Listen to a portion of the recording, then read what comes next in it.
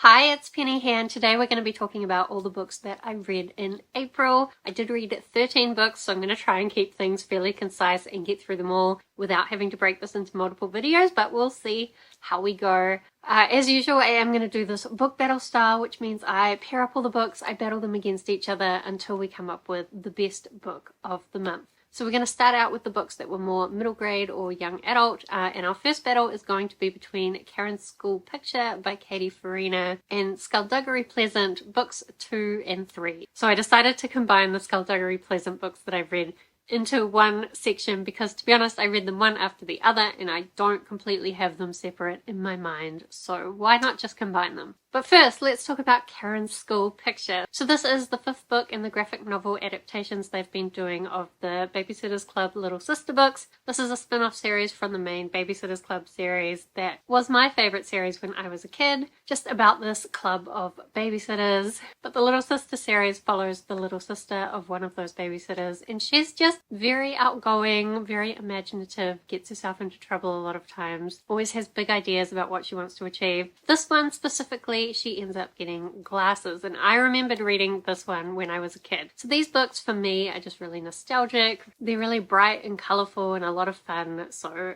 just a nice kind of palate cleanser between other reads. But I do think these are great books for children because they do also hit some important topics. This one, there was a little bit of bullying, as well as Karen kind of learning that having glasses isn't really changing who she is. But yeah, overall, just a fun, nostalgic read. Then we have the 2 Skulduggery Pleasant books. So what are they called? I've got them here. Playing with Fire and the Faceless Ones. I'm struggling to remember what happened in book 2, and I think that was the problem with book 2, is that there were so many different bad guys that I couldn't keep in my head what each one was trying to achieve, and now I think I've completely forgotten. But maybe it was similar to what was happening in book 3, where basically these bad guys are trying to bring back these even worse bad guys, and we've got Stephanie along with Skulduggery Pleasant trying to save the day. So Stephanie is just kind of this normal girl. She inherited this house from her uncle and as a result got involved in the magical world, and Skulduggery Pleasant is this skeleton detective who's basically teaching her the ropes of the magical world and teaching her to be like a magical detective as well. These books are also a lot of fun. I think they're pretty clever in the way they're written and like a nice introduction to a more magical way of thinking. I can definitely understand why these would be the favourite of a lot of people when they were kids. Although like Karen's School Picture is targeted at very young kids, whereas these are like more bordering on YA.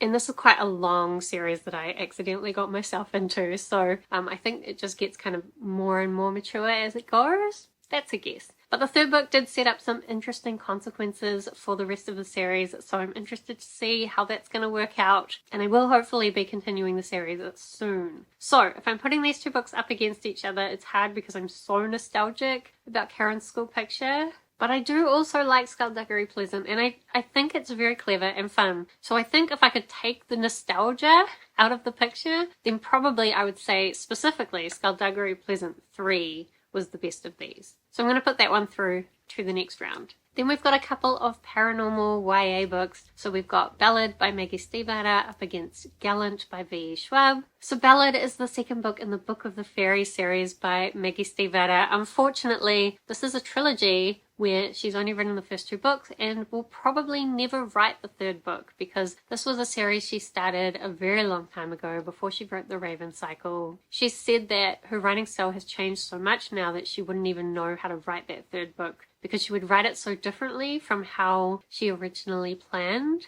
But I will say, after having read the 2nd book, I think she should do it anyway because I would really like to see the ending. As well, I feel like in this you could see the seeds of Maggie Stiefvater's writing and what it's going to be, so I don't think that if she wrote it in her new way of writing, it would be that strange, even though it might be really different from the first 2 books. But basically, this is a Twilight-esque kind of series where we've got these teens who start getting involved with the fairies. The fairies are very interested in music, and these particular teens we're following are like musical prodigies. In the 2nd book, we are at this music school where there are a lot of people that the fairies are interested in, and they have a bit of a scheme going that's going to cause problems. Specifically, we're following the boy from the 1st book who had a crush on the main character in that one, but she fell in love with a fairy, and so he missed out, which he was not very happy about. But in this one, he kind of meets a fairy and forms a relationship of his own. As I said, I just think you can see the seeds of Maggie Stiefvater's strangeness in this, and those were the parts I really liked. I really like these fairies that are really dark and dangerous, but also obsessed with music and these musical teams. I thought the way the plot all came together at the end was really great, and honestly just so annoyed that there isn't going to be a third book. I think there should be a third book. Somebody make Maggie Stiefvater do that, please, but I don't think she will. The other book in this battle is Gallant by V. Schwab. I'm a little bit confused about this because the writing style was very simple in my mind. It almost felt like it was written in a middle grade way, but the themes and some of the things that happened seemed more YA or even bordering on adult. And I had thought that V. Schwab tended to use V. Schwab when she was writing more adult things and Victoria Schwab when she was writing more younger things. So I feel like this book is a little bit strange because the themes are too dark for younger people, but the writing is too simple for older people. Still, I did like a lot of this story. So basically we've got this girl named Olivia Pryor. She is at this orphanage and she's not having a great time. She's mute, and although she knows some sign language, the teacher that taught her that has left, so everyone else kind of expects her to communicate by writing, which she doesn't really want to do. And she's just generally unhappy. As well, she always sees these ghouls around, which is kind of like ghosts of people who are like falling apart. So that's a bit creepy. And then she gets a letter from her uncle saying, "We didn't know you existed. Please come back to Gallant, the family home." However, she does have this journal from her mother, and the last thing it says in that journal is, "Please don't go back to Gallant. You'll be safe as long as you don't go back to Gallant." Still, she decides to go because she doesn't have anywhere else to be safe. And when she gets there, it's quite clear that her uncle didn't invite her, and so she has to figure out what's going on. And there's a whole bunch of family secrets. I just think, like, there's one part where it describes a person shooting themselves in the head, so that clearly is not appropriate for young children. But also, it was just a little bit simple and the ending didn't really come together, so as an adult I was a little bit disappointed in it. I feel like there were a lot of really amazing ideas, and at times Victoria Schwab's writing can be very atmospheric, and I think it fit the story very well, even though I said it was simple as well. But I still think like the writing style fit the story, but I wanted her to do a little bit more with the concepts she created than she actually did. So if I'm putting Gallant and Ballad up against each other, it's hard. I liked the writing style of both. I think the concepts in both were also good. Gallant probably had a better setup, but then Ballad delivered on that setup better.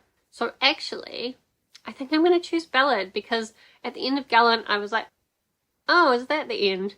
Whereas at the end of Ballad I was like, give me more of this, please. So Ballad is going to go through to the next round. Then we have a couple of paranormal romances, although I know some people are going to question why I would call the first book that, but I am going to call it that. So we've got Deadbeat by Jim Butcher up against Burn For Me by Ilona Andrews. So Deadbeat is the... why do I never write down what number in the series it is? Let's say it's the 7th book in the Harry Dresden files. So Harry Dresden is a wizard. He's also a private investigator. That's basically his day job, where he tries to make enough money to live, but he's also always going around and saving people. He's stuck in the middle of this war between the vampires and the Wizard Council, which doesn't really like him, and the fairies who want to take advantage of him. And this book actually was my favorite of the series so far. Generally, I find Harry to be very annoying. He's kind of sexist. He always thinks he needs to protect women, but the way he does it is kind of condescending. But this one, we had some necromancers come along causing problems, and I really liked the way all the plot threads came together, as well as it progressing the bigger story.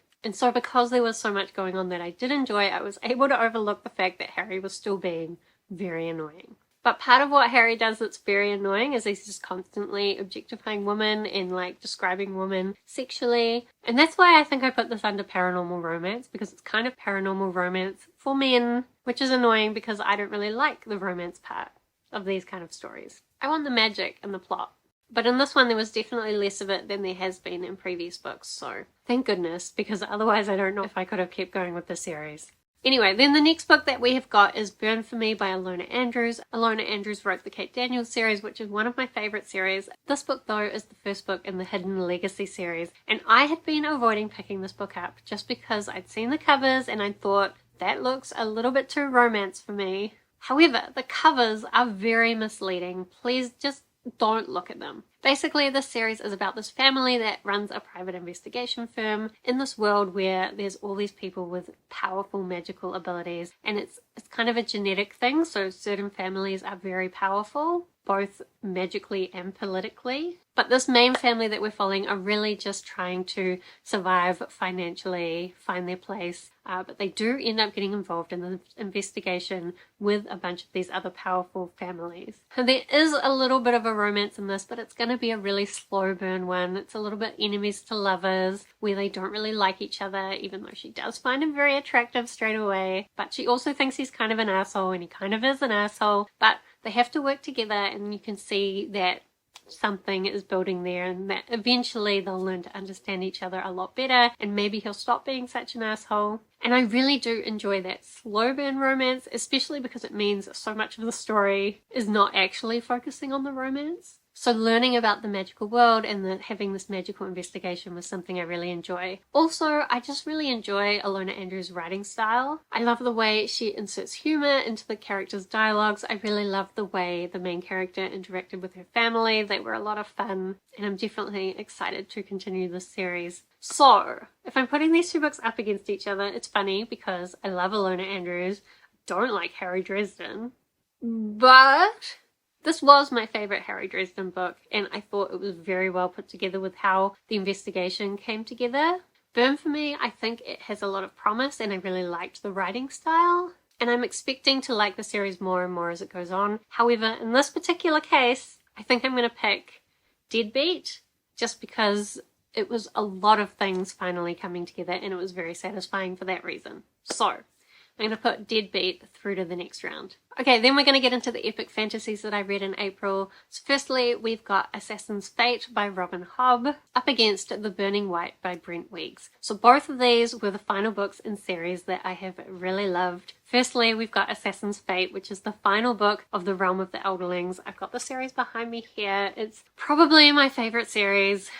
Maybe. There's a lot of good books in the world, so that's a big claim. But I really love this series. The books are always so emotional. Robin Hobb's character work is amazing, and it really all came together in this book. For the last hour of the audiobook, actually 2 hours because I was listening at 2 times speed, but I just sobbed the whole time. But it was a very satisfied kind of sobbing. So this final trilogy follows Fitz. It's very hard to talk about what it's about without spoiling the rest of the series, but we do also get some of the live ships from the Live Ship Traders series and some of the dragons from the Rainwell Chronicles, as well as all the human characters around those people. And I really loved what this did for the live ships, and also what we learned in this series about the magic. Especially there's a character in this series called the Fool, who kind of is able to have prophecies of the future in some ways, and we learned a lot more about that kind of magic within this book. But also we just have Fitz always thinking that he doesn't deserve love, and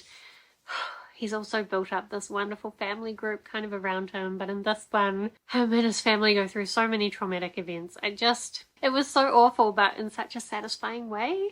I also really liked how it twisted the prophecies. So throughout this, you're getting little bits of prophecy and you think you know what they're going to mean. Well, actually, a lot of the time you're like, what? But some characters think they know what it means. But then some of that was twisted in a really nice way, and I really enjoyed that. I always love prophecies being turned about in unexpected ways. So, I mean, I've loved the whole series, so it's not a surprise. I love this one too. Then we have The Burning White by Brent Weeks. So this is set in a world with colour-based magic. Certain people have the abilities to draw light and do different kinds of magic depending on the colour. Most people can only use one colour. Some people can do a couple. But there is this religious figure called the Black Prism who's able to use all the colours of light. Now this is the 5th book in the series, and I will say every book basically expanded on the magic and added some new elements. There's also a lot that we learn about the religion in this world. And this one also has prophecies being turned around on their head, so I love that as well. For this particular book though, I will say it took a little bit to get going. Pretty much all of the fourth book, the characters were all split up, and I was a little bit disappointed by that because one of my favorite things this series does is have certain characters learn certain things and then also give you the perspective of other characters who don't know those things, making terrible mistakes because of that lack of information, or also when those people learn the information, it like totally blows their mind. And so I kind of missed the character interactions for that fourth book, and it was a little bit like that at the beginning of this fifth book as well. But eventually the characters did all come together, and kind of everything that had been building up through the series came together again in a very satisfying way. Now, a big criticism that the first book in this series gets is that there's a bunch of stuff that seems fairly fatphobic and sexist, and I was always hopeful that it kind of had a point. And I think maybe Brent Weeks was trying to make it have a point, but I'm not sure he really achieved what he was trying to achieve with that. And there are definitely still elements throughout the series where people would say things that were like a little bit weird, sometimes sexually weird, and like I wasn't there for those parts. So I do think people who are annoyed at the first book will probably be a little bit annoyed throughout the series. But I do think if you can overlook those bits, that there is a lot to get out of this series. But maybe you need like a slightly darker sense of humor to enjoy this series. It definitely has like a humorous tone throughout the whole thing, which I enjoyed, but I can also see that it might not be for everyone. Still, this is not a very fair battle because I love the Realm of the Elderlings. So even though I did really enjoy the Burning White, of course, I'm going to put Assassin's Fate through to the next round. Then next we've got Child of Flame by Kate Elliott up against The Shadow Rising by Robert Jordan. So, Child of Flame I've been reading for about the last 6 months.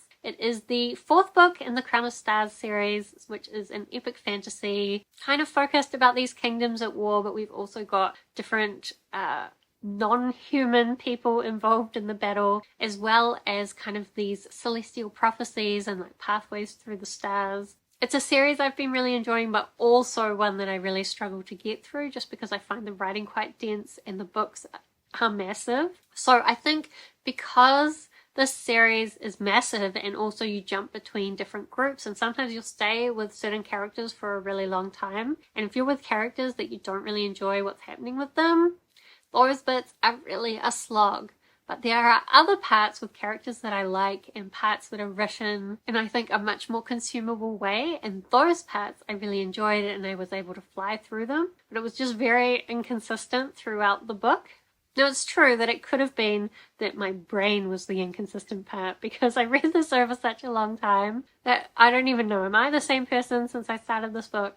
Possibly not. But I do enjoy this series. I will be continuing, but also it takes a bit of effort to get through. So I don't know if I would recommend it to anyone at this point.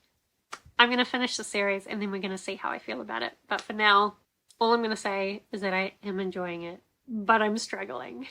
Then we've got The Shadow Rising by Robert Jordan. So this, I think, is the fourth book in the Wheel of Time. And honestly, I'm currently reading the fifth book and I can't even remember what exactly happened in the fourth book, because this is another epic fantasy kind of about prophecies coming back around. In this Wheel of Time series, time is more circular rather than linear, so there's all these repeating events and these prophecies coming back around. We're mainly following a group of young people that have been involved in these prophecies and they're now out in the world achieving different things. What did they achieve in the fourth book though? I don't remember. And I guess that's my biggest criticism of these books. They're very slow and I find them to be somewhat directionless. But I have written down in my notes that things came together at the end and I liked the ending. And I think that's what's happened in some of the previous books too. I think what I always say about the series is I love the idea of circular time. I also really like how the series is using dreams. My camera battery died, but I think what I was about to say is that I don't particularly like the war bits. But I also think that Robert Jordan makes an effort to show quite varied reactions to war and also quite realistic reactions to war, and I do appreciate that aspect of it as well. So if we're putting these two books up against each other, it's actually a little bit hard because neither of them were my favorite. They're both very slow, but I do think I remember better what happened in Child of Flame. Now maybe that's because I was reading it for 6 months, but still, I'm going to put Child of Flame through to the next round. And then lastly, we have a couple of battles which are just weird books that didn't fit together very well. So, Firstly, we're going to have Dune Messiah by Frank Herbert up against Ariel by Sylvia Plath. So Dune Messiah is the second book in the Dune series. I read Dune earlier in the year and I had somewhat mixed feelings about it. I really love the first half. The second half can throw itself in the bin. But there are some really interesting ideas in the world. And so even though I don't really like Frank Herbert's writing style, I'm willing to put up with it for the ideas.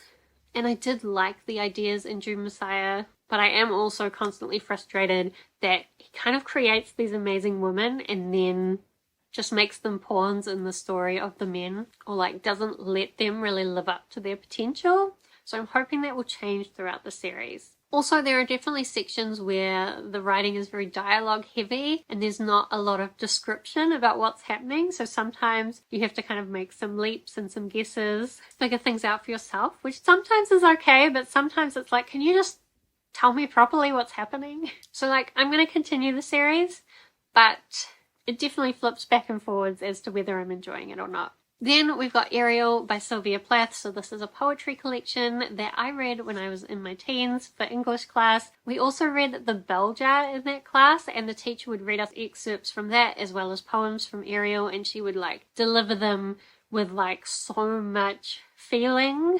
And I remember at the time thinking she was a little bit over the top, but actually I really appreciate that she got us to read Sylvia Plath because I really enjoyed it and I learnt a lot. In reading this again, I remembered a lot of the lines which had stuck with me when I read it as a teen. I still enjoy a lot of the same lines, and I just really like Sylvia Plath's imagery in her poetry. So I think I've said this in every video where I've mentioned Ariel, but if you know any poets who are similar to Sylvia Plath, please give me those recommendations down below because I would really love some more poetry in my life that I can really enjoy. I know poetry can be very subjective.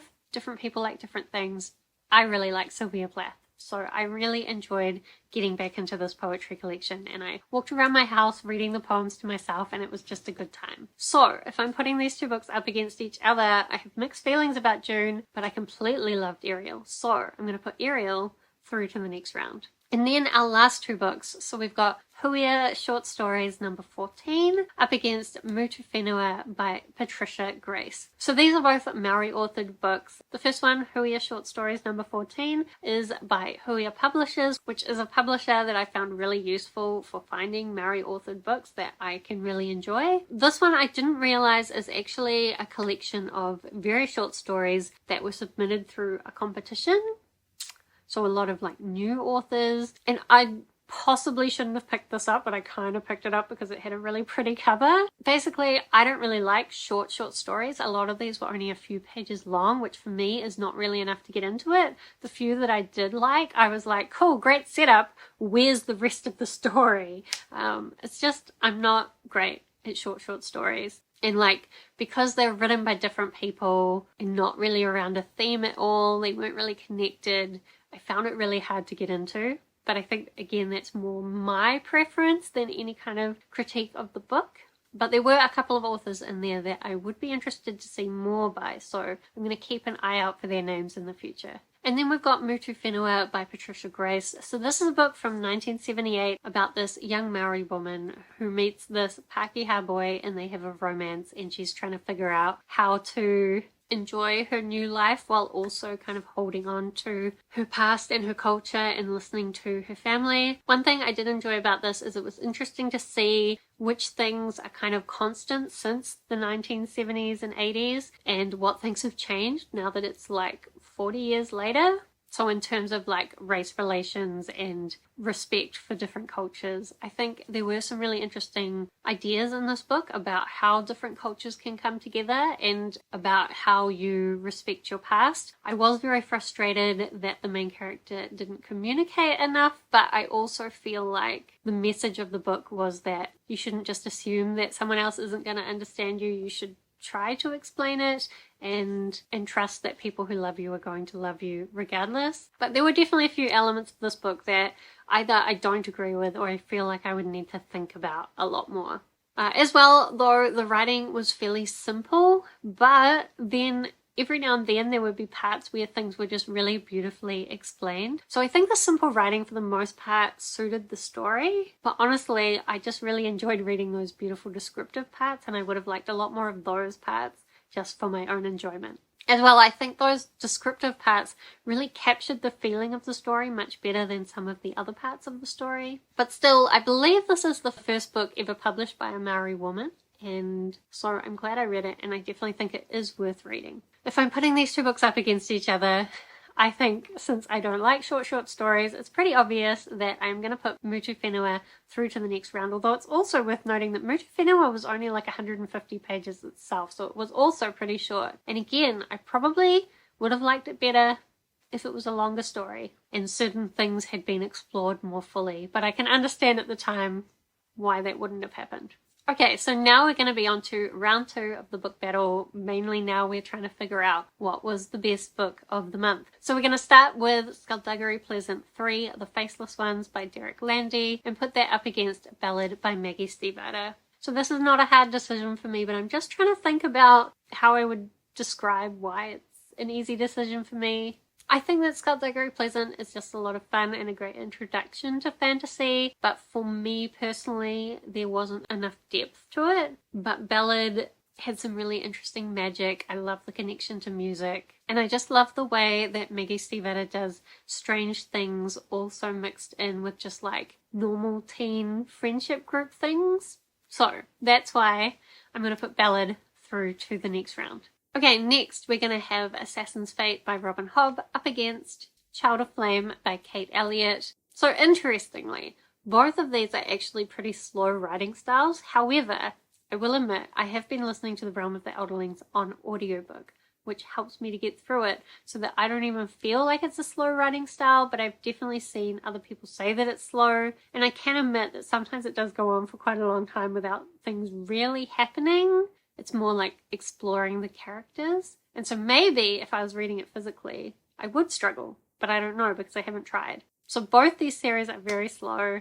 However, I can't really compare experiences I don't have. So it took me 6 months to get through Child of Flame, but I flew through Assassin's Fate. I just could not put it down while I was listening to it. I was meant to be doing a lot of other things, and I listened to the audiobook instead of doing those things. So definitely Assassin's Fate goes through to the next round. And then we've got Ariel by Sylvia Plath up against Mutuwhenua by Patricia Grace. Honestly, if Mutuwhenua had been written like the beautiful descriptive parts of it all the way through, Mutuwhenua would have a chance against Ariel. However, it didn't, and I just love the poetry of Ariel so much, so it's not really a fair fight either, but I'm going to put Ariel through to the next round. Alright, so the next round will be the semi-finals, and for our first battle we're going to have Ballad by Maggie Stiefvater up against Deadbeat by Jim Butcher. Obviously, I love the characters from Ballad a lot more than I like the characters from Deadbeat because Harry Dresden